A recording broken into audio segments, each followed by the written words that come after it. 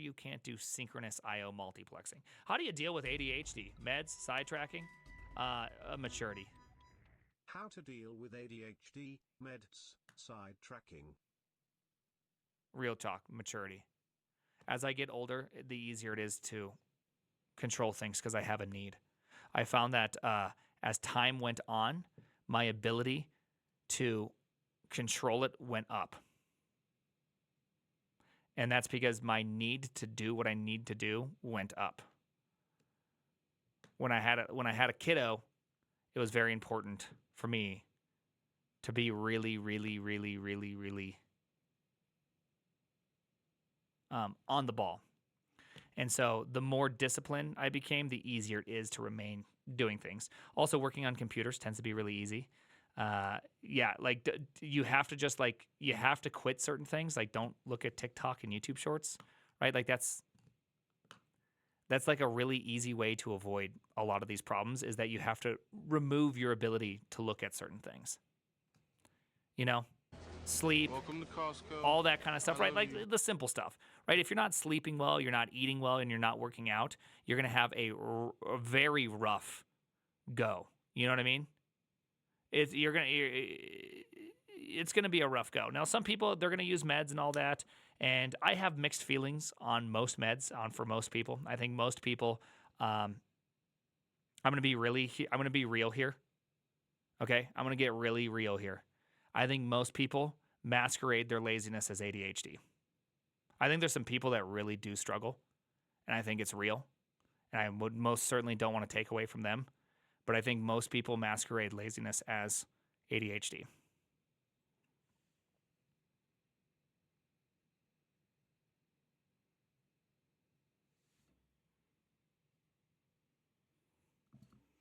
Not trying to be like, if you truly do struggle and you actually have real ADHD, like that's different. And it feels bad. It's hard. As somebody that has had many a hard roads, I've learned many things. And one of the most important thing I've figured out is that at the end of the day, you do what you truly want. What you truly want at the deepest, darkest part of your heart, that's the thing that's going to be motivating you the most. And there's some people that do have true chemical issues. And I think that is a very small amount. Most people, we're just not that great with modern society, right?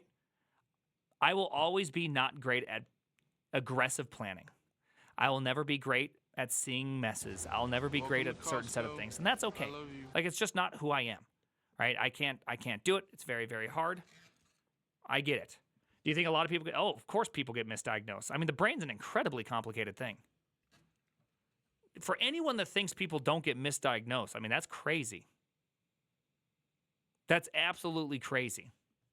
What is it? Right now in our world, 1 out of 6 in America, not in our world, in America. I know 22% of you are from America. In America, 1 out of 6 adult women are on antidepressants. You're telling me that 1 out of 6 people have true chemical problems with their brain? And we're only now just discovering that exists? No, I don't. I think there's there's an underlying problem that's happening. Right? I think there's a real underlying problem. And it may not be as simple as a mechanical problem. I do believe in the mechanical problem, right? Like, people are born with part of their hand kind of broken, right? Like, that's a real mechanical problem. And so to believe that your brain can have a real mechanical problem, I don't, like, I'm on that team. Like, I do believe it exists. Dr. K says ADHD is both the most overdiagnosed and the most underdiagnosed. Oh, absolutely. I mean, the hard part about ADHD is it also runs into a bunch of other things. People with autism have a lot of problems that also, even like minor bits of autism, also have like 60% of the problems also like align with ADHD. It's hard. It's hard stuff. Yeah, I know a lot of people are, I was diagnosed in 6th grade, but according to TikTok, you have ADHD if you lose your damn keys. It's wild to me. Yeah, just because you can't hold on to shit does not mean you have ADHD. I love you. That's not it. Yes, I know we do. There's a lot of symptom treating. I know there are some people, though, that really do struggle. I've met some people that have said they've tried for a long, long time, and I've met a few people. Dr. TikTok is undefeated. Never listen to Dr. TikTok. Okay, Dr. TikTok is like looking at WebMD when you got a sickness. You're like, man, my stomach kind of hurts. I'm going to go peruse WebMD. Turns out I have Mojo colon cancer. STD lib open sourced under Apache 2 with full Git history. Yeah, I saw that. We saw that, right? It's just like maybe WebMD ain't the best place to go for your diagnoses, okay? Maybe we shouldn't do that. Nano Flamingo, thank you for that Twitch Prime. Shares and we did see that. We already covered that. Thank you, Fallout Ghost, for the tier 1 test. Or is it test hits? Test hits. Thank you for that brand new Twitch Prime. Jay, fill me up. Thank you for that brand new tier 1. Thank you, Artemis, for the brand new Twitch Prime Dead Air. I'm thinking about getting back into math to help my problem solving skills. It's hard. I don't know if this is the best place to go. Like, it's very, very hard to do that. Very, very hard to get back into math. If you do it, like way to do on you, man. That's hard. I don't know how good it is. The problem I always have with that stuff is that you have to do it in college to get a degree. Not saying that that's good, bad, not even arguing about university. But I think that it is... Welcome to Costco. It's not a pure benefit, but it most certainly isn't a pure waste of time. I think you could do, like, if you're just trying to be good at programming, maybe just programming is the better way to go. Welcome to Costco. You know what I mean? Search for symptoms of a disorder. Act out on those symptoms. You actually develop the disorder. You actually develop a disorder. I don't know. I do not know. Welcome Hey, thank to you for all these. Costco. Thank you for all these I primes. love you. Thank you, Mr. Playpim. Appreciate that. Wooden leg. Let's go, Keely. Thank you. So, anyways, I don't want. I always feel a little bit hesitant talking about like medication, any of those things, because my experience isn't everybody's experience, right? I went on medication Welcome and to hated who Costco. I became, I love you. if that makes sense. I hated what happened to me. I hated how I felt like, yes, I could do everything better, but my personality was multiplied by like 0.25. It's like I lost myself Welcome to Costco. at the benefit I of love being you. more on task. And it just wasn't a trade I was willing to make. I'd rather be what I consider myself and not be great at a certain set of things than anything else. That was me, you know? ADHD, although real to some, has become an umbrella excuse to cop out from most things. I'm like I said, I'm on your team on that one here. This is I think the greatest. Dax laid down such a girthy tweet that I thought it was like the greatest answer to this. He did it just yesterday. Oh, by the way, I'm going to Open Sauce. Look at me. I tried to upload the ugliest picture of me, right there. All right, Dax dropped a good one. Here you go. How it feels like for an Welcome to ADHD Costco. people to listen I to love someone finish a sentence they already understood within Welcome the to first few Costco. seconds. I By the love way, you. if you don't know anything about planks are a aggressively difficult exercise. If you've never just decided to hold on to this, it's aggressively difficult.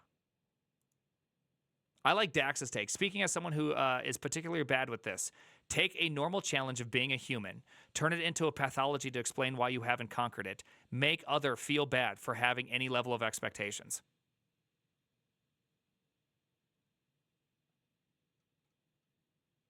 Okay?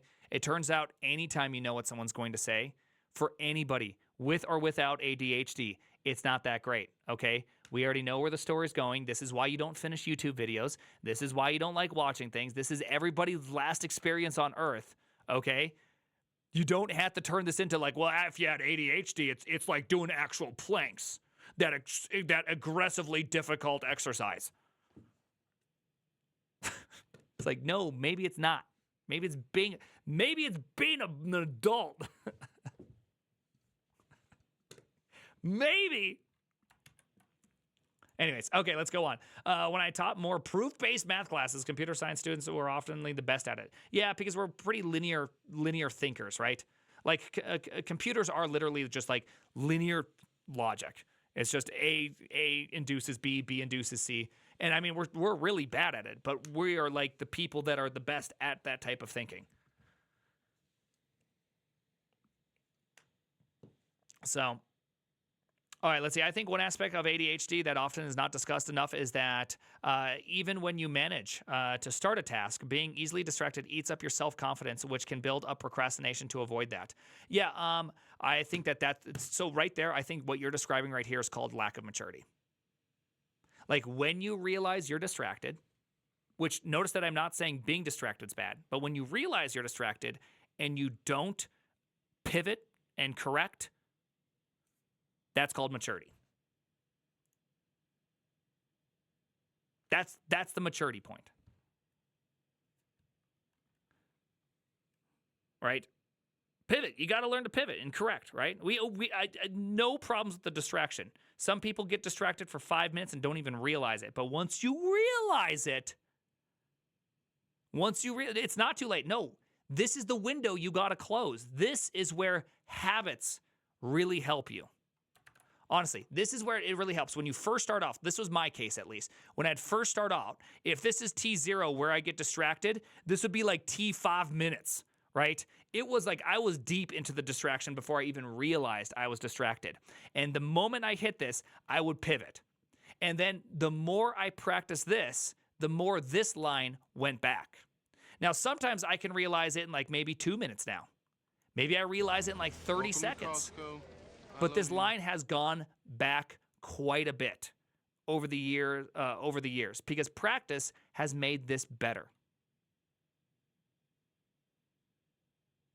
You know what I mean? And just because like being distracted is not a bad thing. We are all distracted. Like anyone that thinks that the distraction is the problem, I think you're an idiot. Honestly, I'm not trying to be mean, but I think you're an idiot. Because distractions can also lead you to places in which you discover really great solutions. Distractions can be great things. So to think they're just purely bad, I think you're an idiot. No offense, take the offense, right? I don't think distractions are bad. It's when you realize you're distracted, you realize it's a worthless distraction, you gotta walk yourself back. Because this can also happen in programming, right? Have you ever started trying to solve a problem and you start reading something and you're like, okay, I got to learn about this. And you find yourself getting further and further away from the problem you're trying to learn? Like being able to correct yourself and going, okay, I don't need to learn this stuff yet. I got to move this back. That is a skill. It's no different than getting distracted by YouTube shorts. It's no different than getting distracted by anything else. Learning to pivot and say no is just an act of maturity once you realize it. It's only once you realize it. If you don't realize it, hey, you're just free flowing. Okay, you're free flowing. It's happening. This goes out to ThePrimeagen. Thank you, Scrody. What a name, Scrody just dipping it right now. Thank you, Scrody. I appreciate that.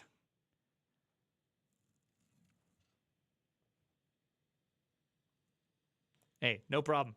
Thank you for the scolding. Sorry, I'm not trying to be a mean guy. We're not trying to be mean guys here. Okay. Here we go. I like to open it from here on the YouTube video. It gets more people to participate in the Reddit. Okay? Life hack. I recently took